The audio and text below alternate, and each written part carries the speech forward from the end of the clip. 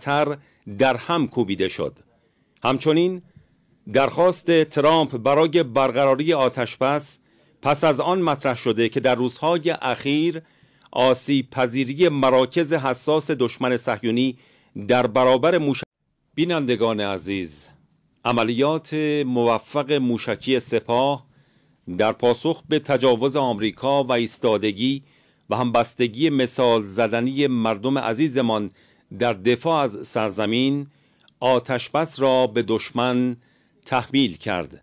شب گذشته تنها ساعتی پس از حمله موشکی موفق سپاه به پایگاه العدید آمریکا در قطر، ترامپ در ادعای التماسگونه خواستار آغاز آتشبس در جنگ تحمیلی دشمن صهیونی علیه کشورمان شد.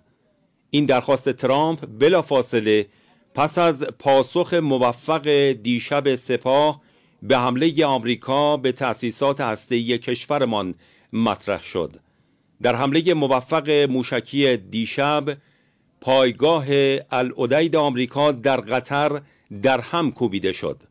همچنین درخواست ترامپ برای برقراری آتشبس پس از آن مطرح شده که در روزهای اخیر آسیب پذیری مراکز حساس دشمن صهیونی در برابر بینندگان عزیز، عملیات موفق موشکی سپاه در پاسخ به تجاوز آمریکا و ایستادگی و همبستگی مثال زدنی مردم عزیزمان در دفاع از سرزمین آتشبس را به دشمن تحمیل کرد.